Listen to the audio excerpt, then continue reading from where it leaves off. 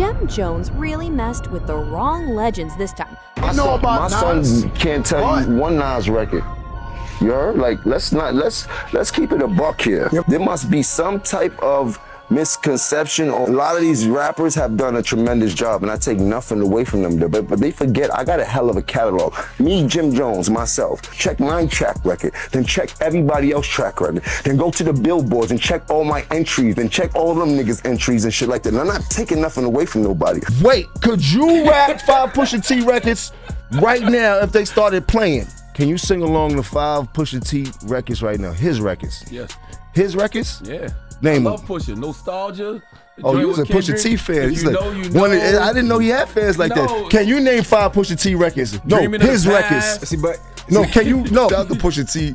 I love your soul, my dog. You're not in my top 50. You might be in Charlemagne's top 50 and things like that. Pusha But top 50. you haven't done that much for me in my life. Like I didn't never want to be like Pusha. I never had a Pusha moment in my life. I never thought like you did. Like I never got to.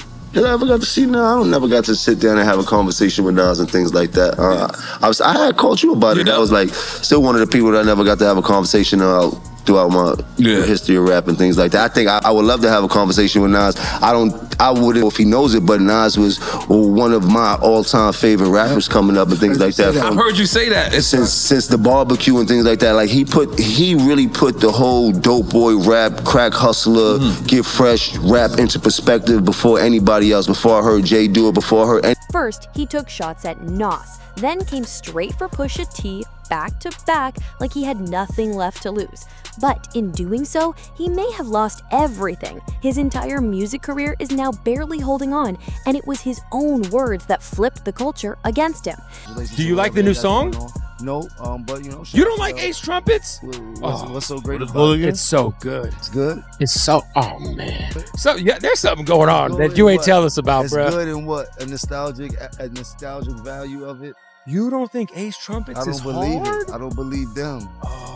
But that's a whole nother story. I don't want to downplay nobody's craft or the music. I want to uplift everybody and things like that. Jim went on record saying Nas was never truly impactful, then claimed Pusha T was overrated. He even had the audacity to suggest he was the reason Nas went viral again. What happened next didn't feel like a regular rap beef. This was bigger, messier, and way more dangerous.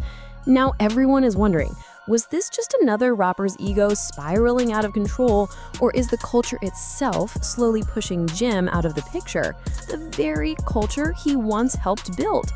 The fallout was immediate. His Summer Jam set was cut short, his name became a punchline, and you can be sure Pusha T isn't staying quiet. This is the story of how Jim Jones's slow public downfall really got started. The first shot was fired in the most casual of settings, which made it all the more shocking. During a podcast conversation, Jim Jones dropped the now infamous line, "My son can't tell you one Nas record." It was a statement designed to dismiss an entire legacy in a single breath. To understand why this was such a fatal error, you have to understand who Nas is. This isn't just any rapper, he is a foundational pillar of hip-hop. His debut album, Illmatic, is not just a classic, it is widely considered the Bible of modern lyricism, studied in university courses and revered by every rapper who followed.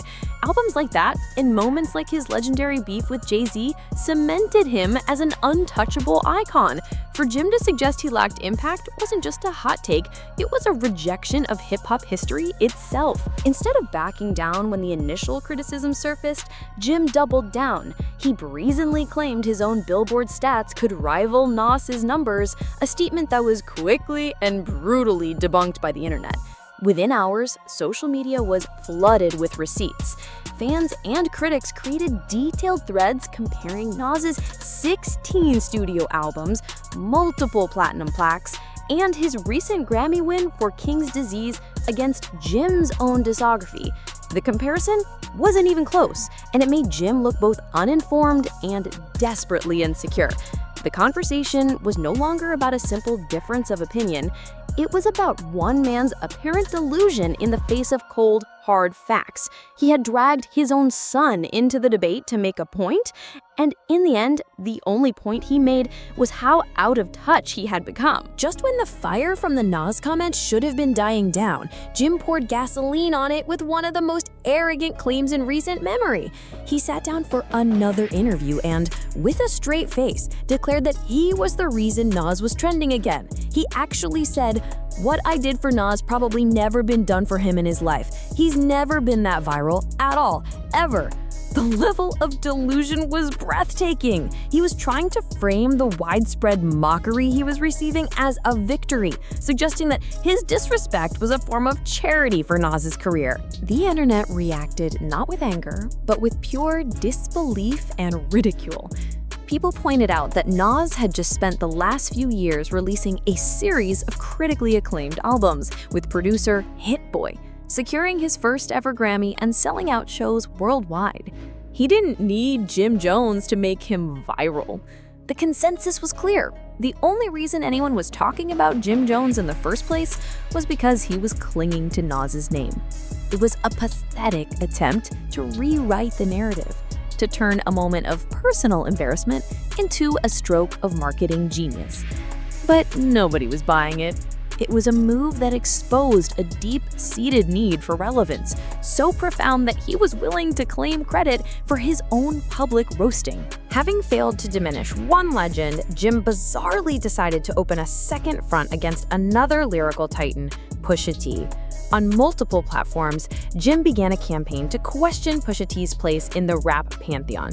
He famously declared that Pusha wasn't in his top 50 and challenged anyone to name 5 of his hit records. He dismissed Pusha's influence by asking superficial questions.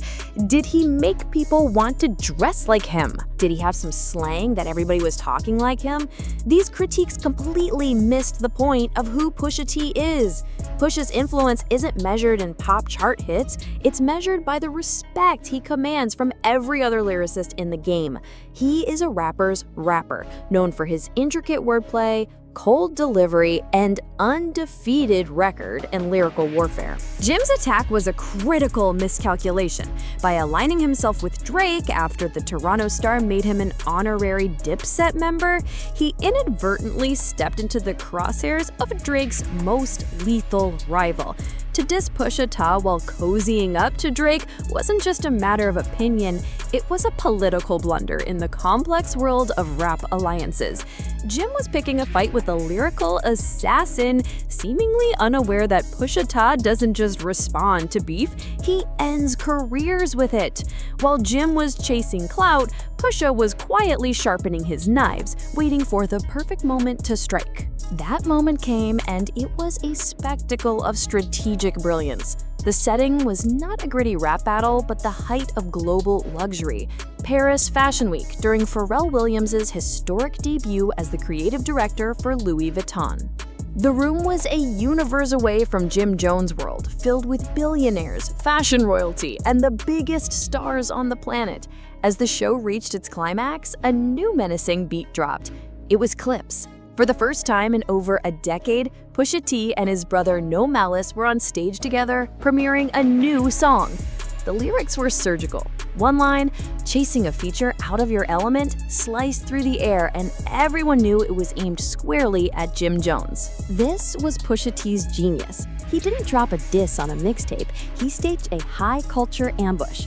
He used the world's most exclusive runway as his battleground, making Jim's podcast rants seem small, cheap, and utterly insignificant by comparison. It was a masterclass in psychological warfare. Pusha T was demonstrating that they weren't even in the same league. While Jim was fighting for attention online, Pusha was making power moves in circles Jim could only dream of. The message was clear. This was chess, not checkers. And the track that premiered in Paris? It was just a warning shot from a rumored Clipse reunion album. An album that was now aimed directly at Jim. While Pusha T was launching surgical stripes in Paris, Nas chose a different path. Complete and utter silence, but his silence was louder than any diss track could ever be. As Jim continued his campaign for attention, Nas was busy building an empire. News broke that he was a key investor in a staggering $5 billion project to build a casino, concert venue, and hotel complex in his home borough of Queens. It was a move that redefined power. This wasn't just a celebrity endorsement, it was an act of generational wealth building, a legacy project that would provide thousands of jobs and reshape his community. Imagine the contrast was devastating. While Jim Jones was arguing about his top 50 list on podcasts, Nas was in boardrooms, making deals that would impact lives for decades to come. He didn't need to respond to Jim's taunts because his actions spoke for him. He was operating on a plane of existence that Jim couldn't even comprehend. It was the ultimate checkmate. The public saw it clearly. One man was desperately clinging to his past while the other was quietly building the future. Nas proved that true influence isn't about being the loudest voice in the room, it's about having the power to change the world around you. The cultural rejection of Jim Jones became painfully clear at Summer Jam 2024. This legendary New York concert is a rite of passage, a stage where careers are made. For Jim, it was supposed to be a triumphant moment. Instead, it was a public humiliation. When he stepped on stage, he was met not with the roar of the crowd, but with a cold, awkward silence. The energy was dead. The audience, who had come from music, was clearly tired of the beef. Then came the final nail in the coffin. Funkmaster Flex, the iconic DJ and a longtime supporter of Jim and Dipset, abruptly cut his set short. This wasn't a technical glitch, it was a statement. The kingmaker of New York radio had publicly pulled his support, signaling to the entire industry that Jim's time was up. He had brought his war to the main stage, and the culture itself had voted him out. Backed into a corner and publicly embarrassed, Jim made one last desperate move. He tried to respond to the Clipse track by releasing his own freestyle over the Chains and Whips beat. It was a critical error. Trying to beat a master at his own game on his own production only highlighted the vast gap in skill. But his biggest mistake was yet to come. In his freestyle, he took a direct shot at No Malice, Pusha T's brother. This was a sacred line crossed. No Malice had famously walked away from the rap game years ago to dedicate his life to his faith. He's seen as off-limits, a man whose personal journey is respected by all. To attack him was no longer rap beef. It was a sign of pure desperation, a cheap shot that showed a complete lack of principle. It was a move that likely unified the Clipse brothers against him, turning a one-on-one battle into a family vendetta. Right now, it's not just Nas and Pusha coming for Jim anymore. The entire culture seems to be quietly closing the door on him. Even longtime Dipset fans are flooding comment sections telling him it's time to stop. This wasn't just a friendly rap battle, it was a full-on wake-up call. Jim thought he could step into the arena with legends, but instead of coming with bars that shook the culture, he got folded by silence, cold chess moves, and billion-dollar plays happening way above his level. Nas didn't need to say much. Pusha didn't need 10 diss tracks. They let their power moves speak for them, and it hit way harder than anything Jim dropped. And now, Jim is barely part of the conversation, unless it's about his own downfall. But here's the part that should really scare him. The next Clipse album hasn't even dropped yet. The track they premiered in Paris was just the appetizer. When that full album hits with all those rumored surgical shots aimed at Jim, that could be the real funeral. The next chapter might just flip the whole game upside down.